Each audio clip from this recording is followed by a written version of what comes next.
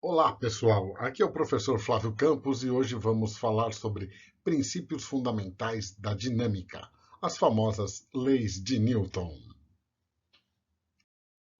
Vamos começar com a segunda lei de Newton, princípio fundamental da dinâmica.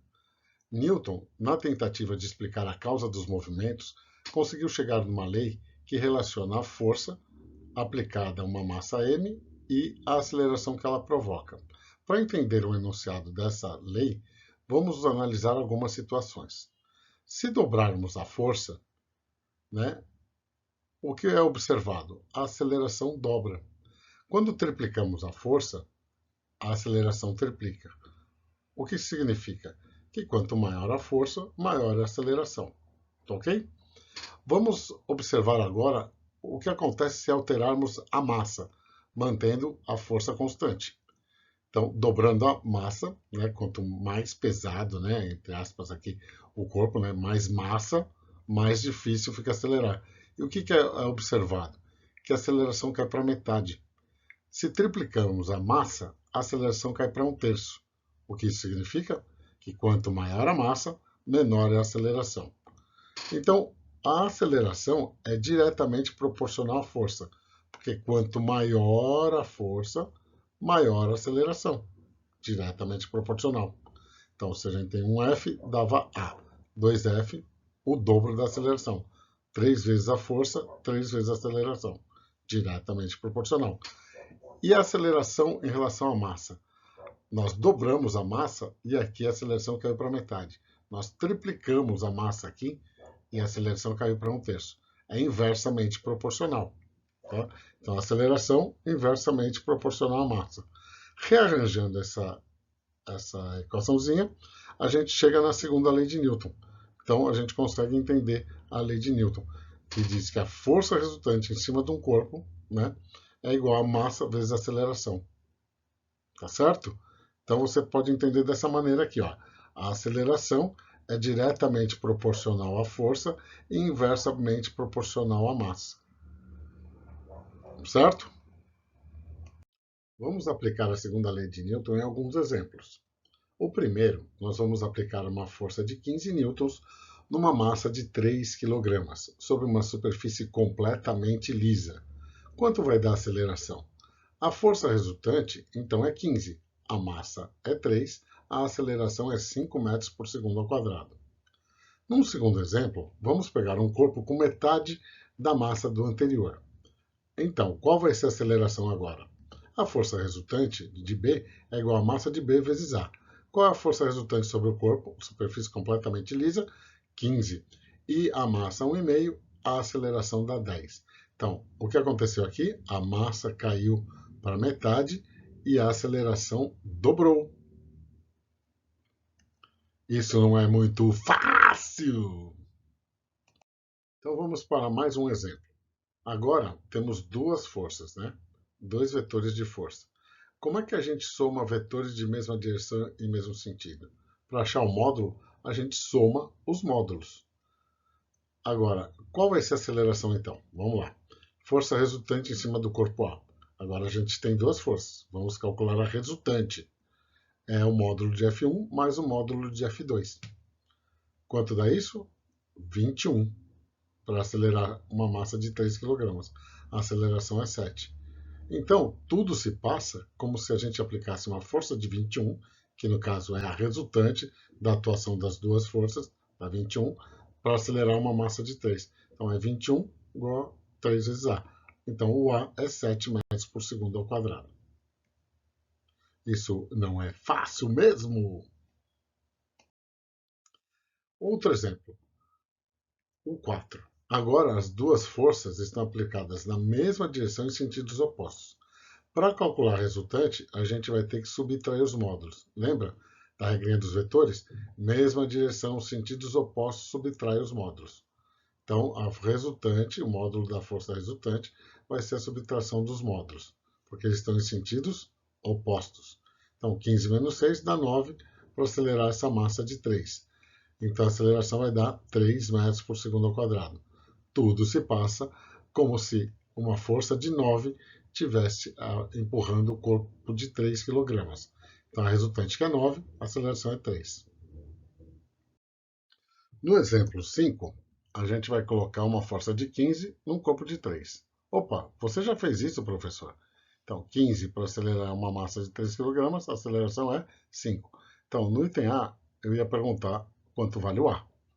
Então, força resultante em A é igual a massa de A vezes A. Então, vai dar 15, massa 3, aceleração 5 metros por segundo ao quadrado. Agora, a minha pergunta é a seguinte. Vamos supor que ele esteja no repouso. Apliquei essa força. Eu quero saber qual é a velocidade do corpo no t igual a 4 segundos. Se o movimento é acelerado e é constante, esse é um movimento uniformemente variado. E eu posso usar a equação da velocidade, que é v igual a v0 mais at. Se eu estou supondo que ele partiu do repouso, e a aceleração agora a gente descobriu que é 5, depois de 4 segundos, qual vai ser a velocidade? 20 metros por segundo ao quadrado. Então aqui é muito importante esse exemplo para entender a lei de Newton. Força resultante é 15. Aí a aceleração adquirida pelo corpo vale 5 metros por segundo ao quadrado. Então, força e aceleração. A segunda lei de Newton é que nos diz isso, né? Está relacionando a força aplicada a uma massa m e a aceleração que o corpo adquire. Mas essa aceleração ela provoca o quê? A mudança de velocidade. A gente supôs que ele estava em repouso e depois de 4 segundos ele já estava com 20 metros por segundo. Então, força que provoca aceleração, que provoca mudança de velocidade. Guarde esse raciocínio que ele é muito, muito importante. E eu coloquei esse raciocínio nesse quadrinho aqui. Ó. Força resultante gera aceleração que provoca mudança de velocidade. Então, quando a gente tiver força, né, a gente tem a variação de velocidade. E muito cuidado com isso. Então, força para chegar na aceleração, segundo a lei de Newton. E a aceleração é a variação da velocidade no tempo. Tá? Então, eu digo para os meus alunos o seguinte: para guardar esse raciocínio, é a dica do Frávio, certo? Meu nome lá em Tatuir, Tapetininga. Né? Um abraço para o pessoal de Tapetininga e Tatuir. Então, força resultante, né, é o Frá, com a aceleração. E o VO pensa no ΔV. Então, força resultante, aceleração e variação de velocidade. Então, dica do Frávio. Então, força provoca a variação do vetor velocidade. Tá? Então, muito importante. Dica do Frávio. Note que eu estou usando a notação vetorial para aceleração, porque ela vai modificar o vetor velocidade. Vetor velocidade tem módulo, direção e sentido. A aceleração tem duas componentes, a componente tangencial e a centrípeta. A tangencial aumenta ou diminui o valor da velocidade, a gente altera o módulo. Então é como se fosse o acelerador ou o freio do carro. A centrípeta é como se fosse o volante, né? A direção do carro. Quando a gente mexe na direção do carro, a gente obriga o carro a fazer curva. Então ela vai alterar a direção, então mexe com a direção do vetor velocidade. Então tangencial mexe com o módulo, centrípeta com a direção. Tangencial aumenta ou diminui a velocidade, centrípeta obriga a fazer a curva, muda a direção do vetor velocidade. Então olha esse exemplo que eu coloquei aqui no canto. A velocidade inicial era V0, apliquei a tangencial, como se tivesse pisado no acelerador. A velocidade aumenta, tá certo?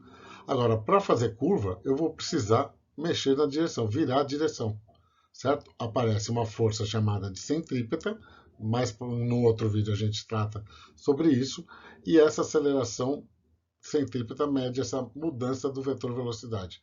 Então, não adianta nada a gente mexer na direção do carro, que ele não vai aumentar a velocidade. Ela foi feita para fazer curva. Então, ela não altera o vetor, o tamanho do vetor. Para mexer no tamanho do vetor, ou eu acelero, né, ou eu piso no acelerador, ou no freio do carro. Entenderam? Agora, e se a força resultante der zero? O corpo está parado? Vamos ver um pouquinho. Então, se a resultante é zero, a aceleração é zero. E não haverá variação de velocidade. Se não há mudança da velocidade, a velocidade fica constante. Velocidade constante, a gente tem dois casos.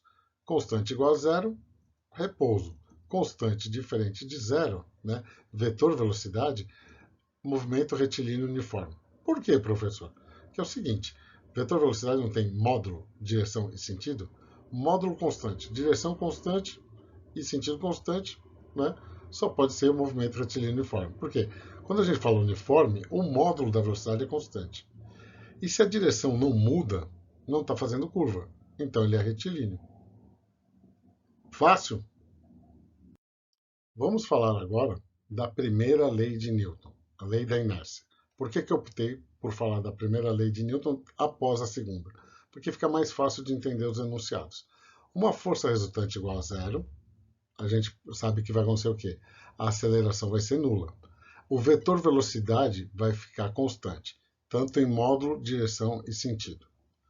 Se o corpo está em repouso, a velocidade inicial é zero. E se a velocidade não vai sofrer alteração, ela vai permanecer igual a zero. Então ele vai ficar em repouso. Se o corpo já tiver uma velocidade e ela não aumenta e nem diminui e nem muda de direção, o vetor vai ser constante. Então a gente entra no movimento retilíneo uniforme, né? Permanece no movimento retilíneo uniforme. Então vamos olhar o enunciado. Essa primeira aqui é a inércia de repouso. Um corpo isolado em repouso tem a tendência de permanecer em repouso até que uma força atue sobre ele. Tá certo? Então, enquanto a resultante der zero, o corpo permanece em repouso.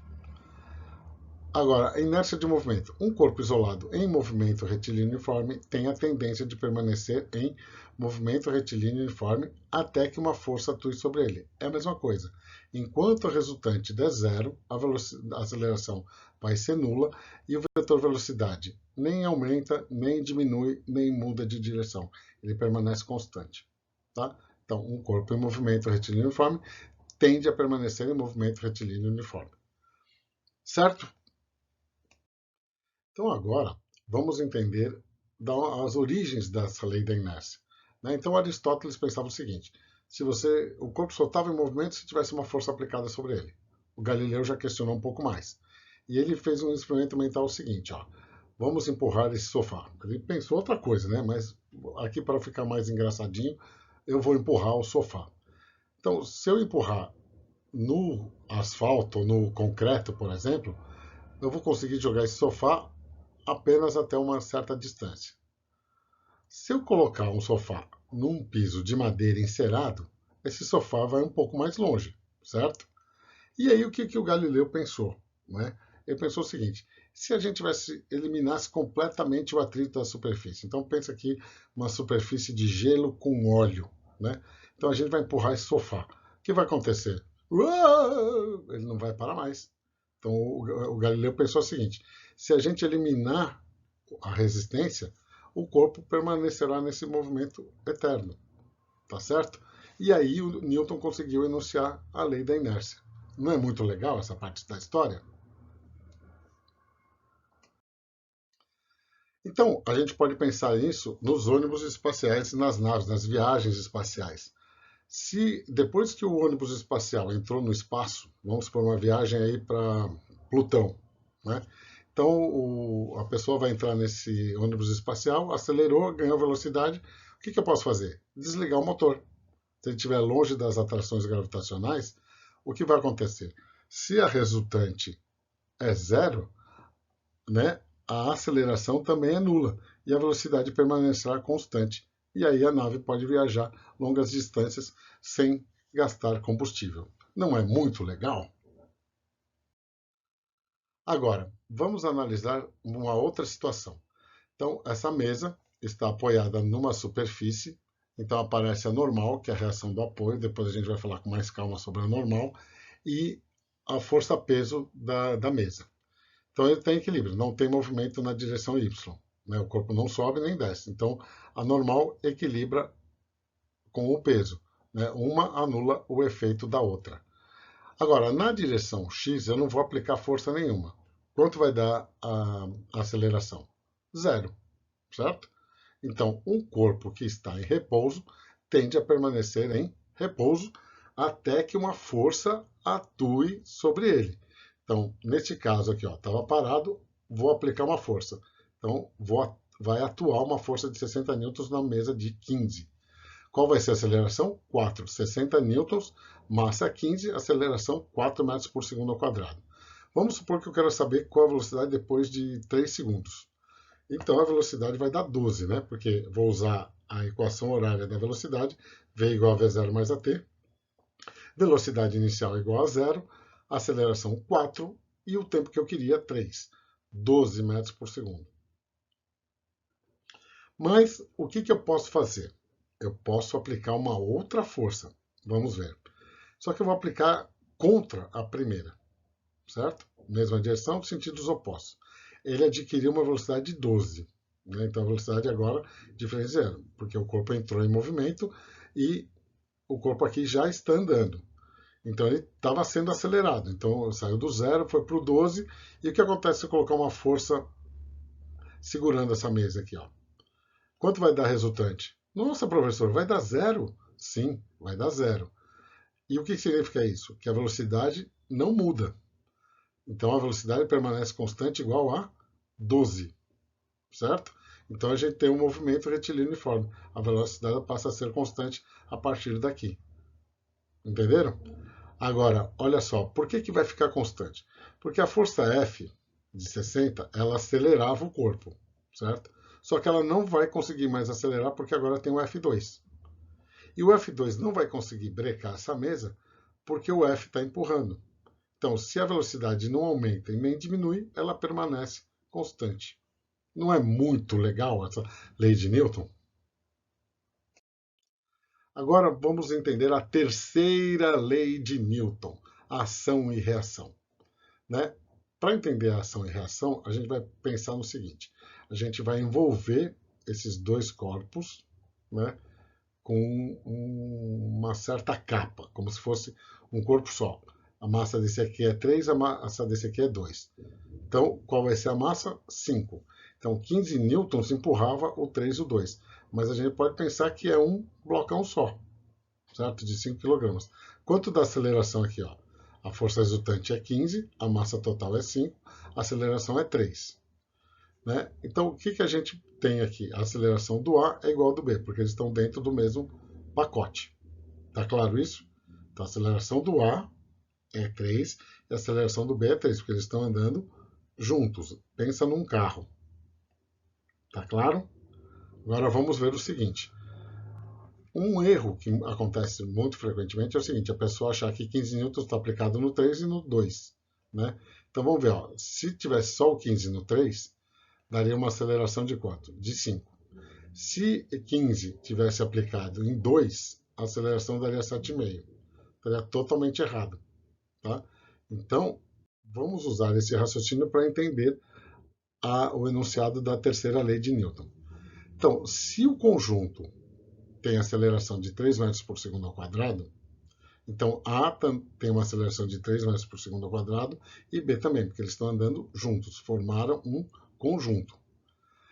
Agora vamos separar os dois, certo? Quando você empurra o A empurra o B. E o B é um obstáculo ao movimento do A, então B segura o corpo A. Então a gente vai falar que tem assim, tem uma força do A aplicada em B e tem uma força do B aplicada em A. Tranquilo até aqui? Agora, o que a gente sabe da segunda lei de Newton? Né? Que a força resultante em A depende da massa de A vezes A. E a força resultante em B, da massa de B vezes A. Agora, quem é resultante no corpo A? É o F, que está para a direita, menos o FB, que está para a esquerda. Então, tem mesma direção, sentidos opostos, subtraímos os módulos. Né? Um jeito fácil de entender assim, é quem ajuda menos quem atrapalha. Então, 15 está ajudando e o F de B em A está atrapalhando. Então, quanto vai dar? A aceleração a gente já sabe que vale 3. Quanto dá o F de B em A? Dá 6 newtons. Então, a força que o B está fazendo em A é de 6. Vamos agora analisar o corpo B. A força resultante é apenas A em B. Então, você tem a massa 2, aceleração 3, força 6 newtons. Olha, elas têm o mesmo módulo. Então, essa aqui é a primeira parte da terceira lei de Newton. Certo? A ação e reação. Né? Então, quando você faz uma ação, que é A empurrando B, vai aparecer uma força uma reação no outro corpo, que é o que B aplica em A. Esse aqui está aplicado em A, esse está aplicado no B. Então, elas estão aplicadas em corpos diferentes. Tá? Então, uma parte do enunciado é essa aqui. Ó. São forças de mesma direção, sentidos opostos e mesmo módulo. Então, já que elas têm o mesmo módulo, eu posso trocar F de BA e AB por F minúsculo. Trocando a força de A em B e B em A por F', a gente obtém essa seguinte configuração. Né? Então, note que eu representei o vetor do F que A aplicava em B por F'. E aqui, por que eu coloquei o sinal de menos? Porque é um vetor oposto. Mas em alguns livros, em algumas resoluções, vocês vão encontrar dessa maneira aqui, sem o sinal de menos. Tá? Mas o correto é ter esse sinal de menos aqui, porque é o vetor oposto. O módulo é o mesmo. Tá certo? Então, vamos ensinar um jeito organizado de encontrar a aceleração e a força de contato entre os dois corpos. Então, geralmente, os enunciados dos problemas que envolvem bloquinhos, eles fazem a seguinte pergunta. Primeiro, qual a aceleração do conjunto? E depois, qual é a força que A faz em B, ou que B faz em A, ou a força de contato entre os corpos. Então, o jeito organizado é usar a segunda lei de Newton numa forma de sistema. Uma para o corpo A, outra para o corpo B. A resultante no corpo A é F menos o F que o B fez em A.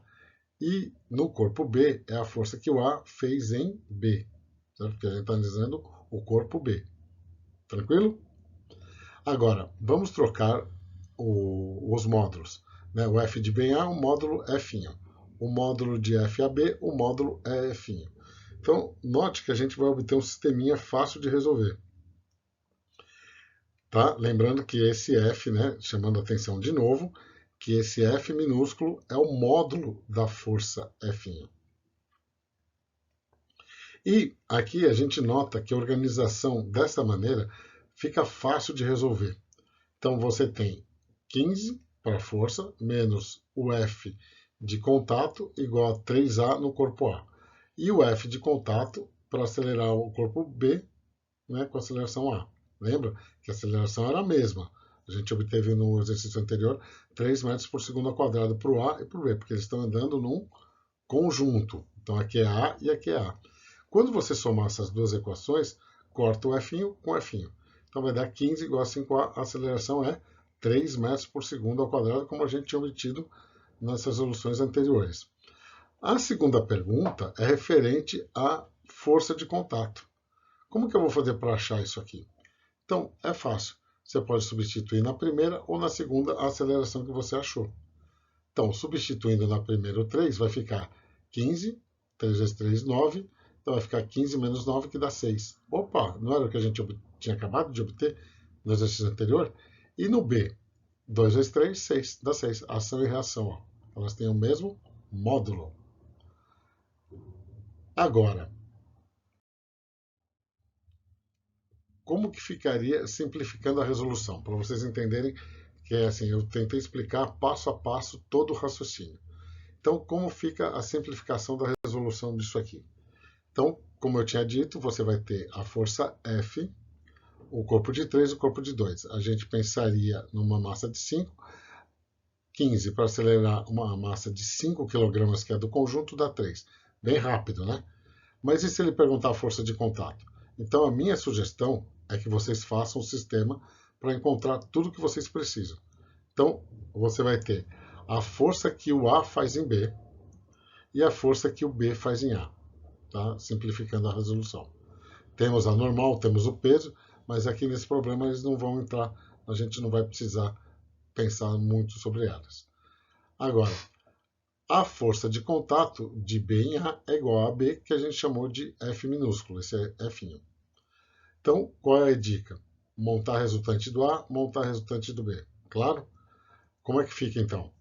15, que é essa força, quem ajuda, que é 15, menos quem atrapalha, o F. Mas você tem que olhar para o corpo A isolado. E no B? Quem está atuando no B? Só essa daqui. Ah, professor, mas e o de 15? O 15 está aplicado no corpo A.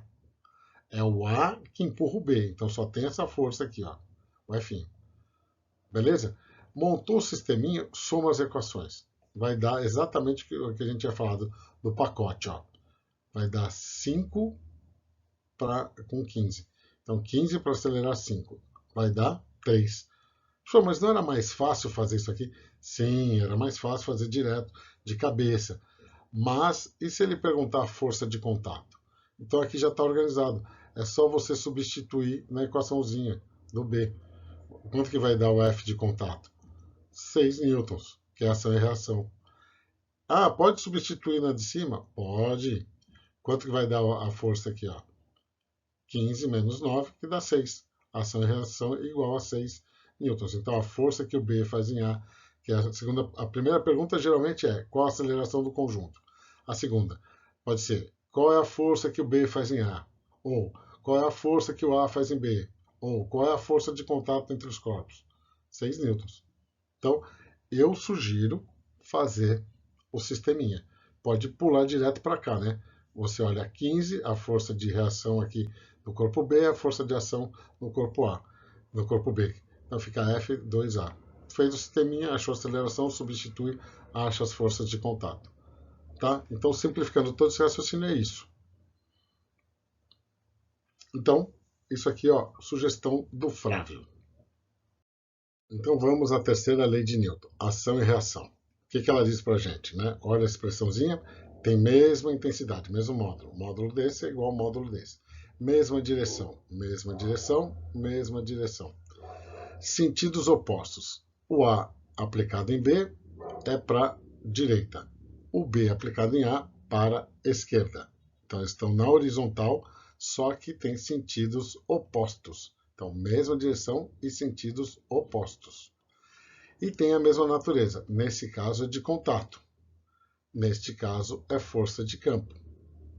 Tá? Então, a força que a Terra aplica na Lua é igual à Lua, a força que a Lua aplica na Terra. É só a gente lembrar que existem as marés. E o mais importante, como elas estão aplicadas em corpos diferentes, elas não se equilibram, elas não se anulam. Porque essa daqui está no B, essa daqui está no A. Eu só posso fazer a soma de vetores quando eles estão no mesmo corpo. Tá? Se essa aqui tivesse o mesmo valor que essa, estariam se equilibrando, se anulando. Tá? Vamos analisar alguns casos de ação e reação. Primeiro, a força-peso da bolinha. A força-peso da bolinha é a força que a Terra exerce na bola. Por sua vez, a bola exerce uma força na Terra. Ação e reação. Mesma direção, sentidos opostos, mesmo módulo e aplicados em corpos diferentes. A bola, como está apoiada na mesa, né, vai provocar a reação desse apoio, impedindo que a bola afunde na mesa. Então, a mesa aplica uma força na bola. E é chamada de normal. A normal é a reação do apoio. Mesa na bola, reação. Mas onde está a ação? A bolinha, ao ser puxada pela Terra, vai exercer uma força sobre a mesa, que é a força da bola sobre a mesa. Então, essa aqui está aplicada na mesa. Ação e reação, aplicadas em corpos diferentes. Mesma direção, sentidos opostos, mesmo módulo. Agora, uma pergunta comum é a seguinte: normal e peso é um par de ação e reação? Não. Por quê? Elas estão aplicadas no mesmo corpo. A força-peso é a força que a Terra exerce na bola. E a reação o par de ação e reação do peso é a força que a bola aplica na Terra, estaria aplicada aqui na Terra. Tá claro? E a normal? Né? A normal é assim, é a mesa sobre a bola. Onde está o par de ação e reação? É na bola sobre a mesa, é aquela que a gente acabou de ver. Tá? Então, como a normal e o peso estão aplicadas no mesmo corpo, elas não são um par de ação e reação. Tá? Elas vão poder se equilibrar. Então, essa bola de basquete vai ficar em equilíbrio aqui nessa mesa. Resumindo tudo, então, né? Lei de Newton total aí, hein? Então, primeira lei de Newton é inércia. Um corpo isolado em repouso tem a tendência de permanecer em repouso até que uma força atue sobre ele. De movimento. Um corpo isolado em movimento retilíneo uniforme tende a permanecer em movimento retilíneo uniforme até que uma força atue sobre ele. Simplificando. Um corpo em repouso tende a permanecer em repouso. E um corpo em movimento tende a permanecer em movimento. Beleza? Segunda lei de Newton, princípio fundamental da dinâmica, né? O mais importante aqui, ó, por isso que ele chama princípio fundamental da dinâmica. Esse aqui são os princípios fundamentais da dinâmica. Então, o Newton relacionou a força, né, que é aplicada a uma massa, e a aceleração que essa força provoca. Tá? A gente viu as aplicações. E vocês vão poder ter outras experiências aí pela frente. E a terceira lei de Newton, que é ação e reação. São forças, né, aplicadas em corpos diferentes, né, tem mesma direção, mesmo módulo e sentidos opostos. A toda ação corresponde uma reação. E, finalmente, unidades. Né? Então, vamos pegar a segunda lei de Newton e tentar entender o que é um Newton. Então, se a gente tivesse uma massa de 100 gramas, é 0,1 quilogramas. E a aceleração de 10 metros por segundo ao quadrado. Opa, professor, isso aqui não é aproximadamente gravidade? Sim, é. Então, se você pegar uma força de 1 newton e aplicar em um corpo que tenha 100 gramas, né, você vai obter uma aceleração de 10 metros por segundo ao quadrado. Então, o Newton, ele nasce disso aqui, ó. Massa em quilograma, aceleração metro por segundo ao quadrado. Isso aqui foi batizado de Newton. Então, a unidade de Newton é quilograma metro por segundo ao quadrado. E equivale, né, ao peso desse corpo de 100 gramas. Tá? Então, 1 Newton seria aproximadamente o peso de 100 gramas, porque a gente teria que usar o 9,8. E a gente já vai ver que tem unidade que usa isso. Agora, outro tipo de unidade é a do CGS, centímetro, grama e segundo. É outro sistema de medida. Tem o SI, que era conhecido como MKS, metro, quilograma e segundo. Esse aqui é o CGS, centímetro, grama e segundo. E a unidade de força é o DINA. Lembrar daquele instrumento de medir peso, que é uma molinha, né? Usa uma molinha, que é o dinamômetro. Aqui, como que a gente faz a conversão de uma na outra? Então, aqui seria Newton, quilograma, metro por segundo ao quadrado. 1 quilograma, 100 mil gramas. Metro, 100 centímetros. Então, a gente sabe que 1 Newton equivale a 10 a quinta dinas. E para terminar, vamos falar das unidades técnicas. Você tem o seguinte, você tem um corpo de massa 1, aceleração da gravidade 9,8. Então, qual vai ser a força-peso de 1 kg? 9,8 newtons. Então, isso é a definição de 1 kg força. O quilograma-força é a intensidade do peso de um corpo de massa de 1 kg ao nível do mar e a uma latitude de 45 graus. Tá? Então, essa é a definição do quilograma-força. Seria o peso de 1 kg, né? Considerando a aceleração 9,8. Tá certo? Só para vocês saberem, se aparecer em algum vestibular, você não ser pego de surpresa. Então, o que é um KGF? É a força-peso de 1 kg, 9,8 newtons. Então, você tem que usar a aceleração da gravidade como 9,8. Beleza! Então, espero que tenham gostado. Deixe um like aí no vídeo. Física, né? Lei de Newton total aí nesse vídeo. Ficou longo, mas eu acho que dá para ter uma ideia. Para quem está revisando o assunto é bom. E para quem quiser ver passo a passo, né, também ficou legal. Um abração a todos. Até a próxima!